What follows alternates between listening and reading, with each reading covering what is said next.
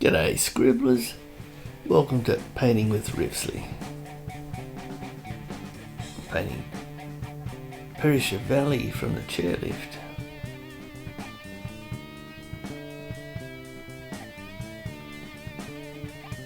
So while you watch me paint this, I'll tell you about Perisher Valley.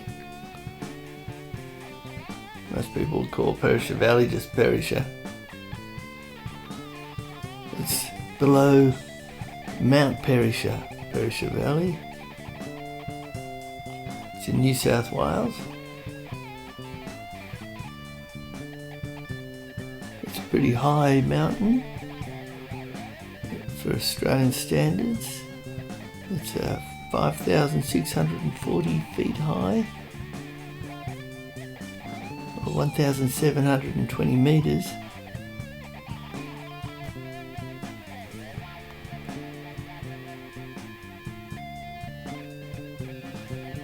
It's located in the Kosciuszko National Park between Jindabyne and Charlotte's Pass. You can get there by going up Kosciuszko Road, or you can get the ski tube from Bullock's Flat. Normally there's no one there really. About 149 people live in Perisher Valley, in the Perisher village. But in winter it swells to about 2,500 people due to all the people going skiing.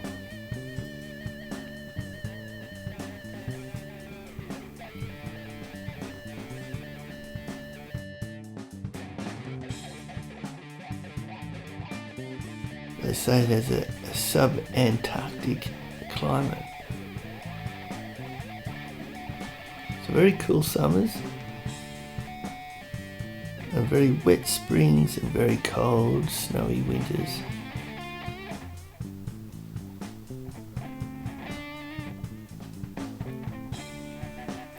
It normally gets about 6 foot of snow in the height of winter.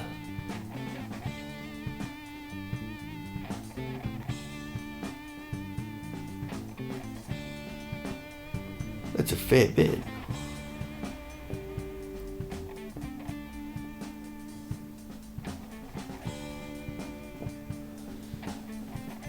There's the Snowy Mountains. It's thought to have had an Aboriginal occupation there for some 20,000 years.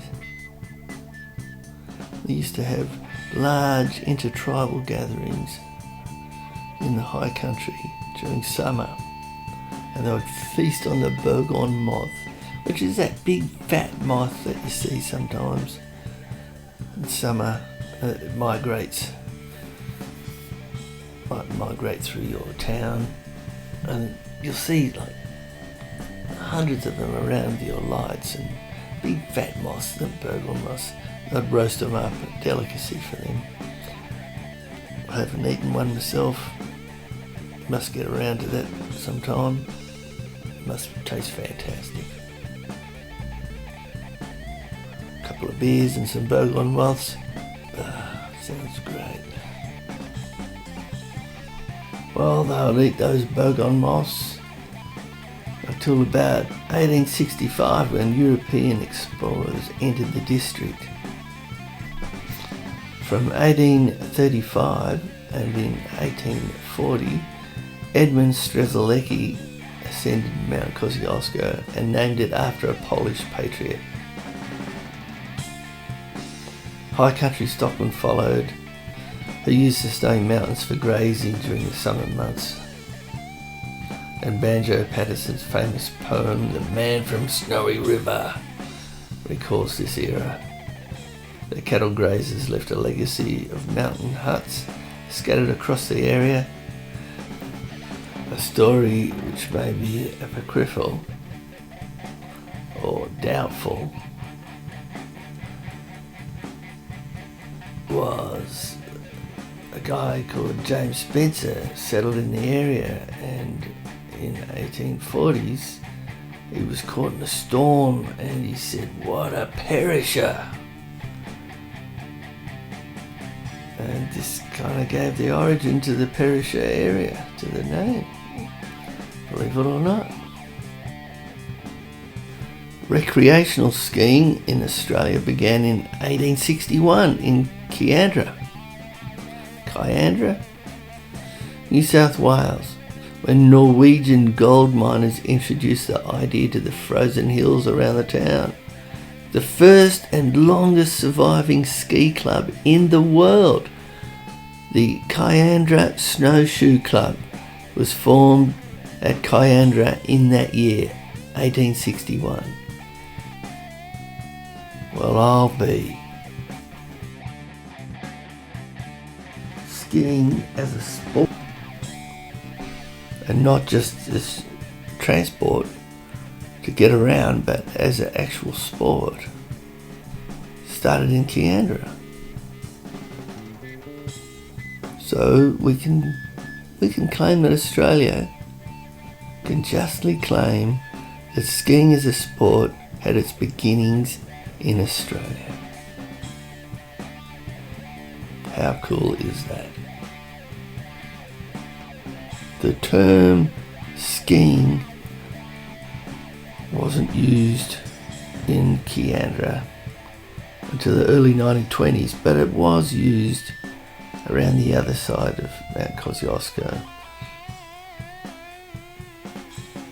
It is believed that the word is a slight corruption of the Scandinavian pronunciation of ski, which is she or shoe. The skier is called a snowshoe rider, and to invite a fellow to ski, the term used "let's go shoeing" or "strap on your kick-ins." If a rider fell, it was called a toss or a capsize, and a turn was called a butterpat, which was a succession of quick step turns. The first chalet was built at Charlotte's Pass in 1930, giving relatively comfortable access to Australia's highest terrain. The growing number of ski enthusiasts heading to Charlotte's Pass led to the establishment of a cafe at Smiggins Holes near Perisher Valley around 1939. They would have horse-drawn sleighs, and they'd deliver the skiers here, and then they would have the arduous task of skiing up to the Kosciuszko Chalet. It wasn't until the Snowy Mountains hydroelectric scheme was built that large-scale development of the area began.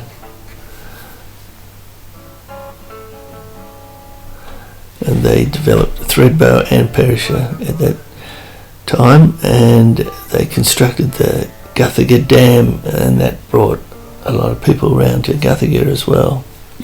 They built a rope tow there in 1957.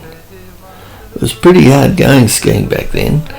The lifts were pretty bad. If you want to experience some of the old style lifts, the twin chair, there's still a pretty old lift there. It doesn't feel safe, and it's just not a very nice lift to ride. And well, they're all like that. I remember as a kid the lifts were kind of scary. They're much better now. They just had a little chain that went across in front of you, not a big strong bar. You felt like you were going to slide off it. They were lucky to have the chain. I think they probably didn't bother with the chain at first. Probably just a chair.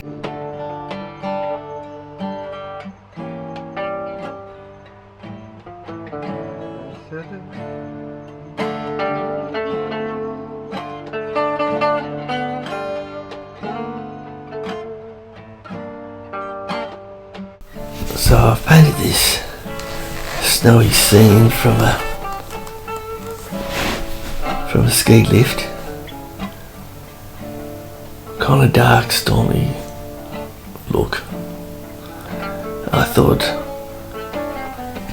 I would experiment changing the sky. So I went into Procreate, a computer program, and tried a few colours, and here I am trying the purple.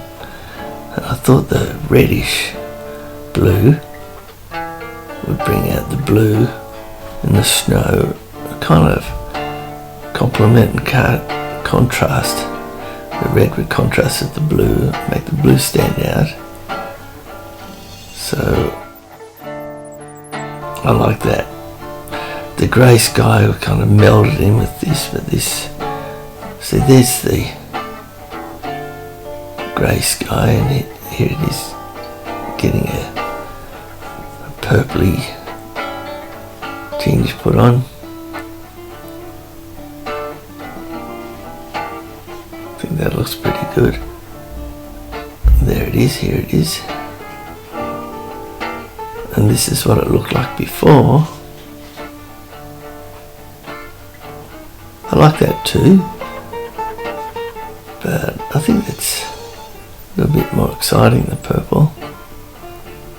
A bit more colourful. There's a crow.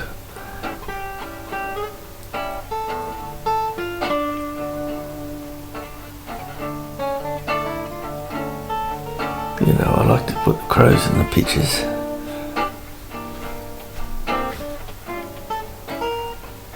And it's just going to slowly pan out. Thanks for watching, and come back next Saturday.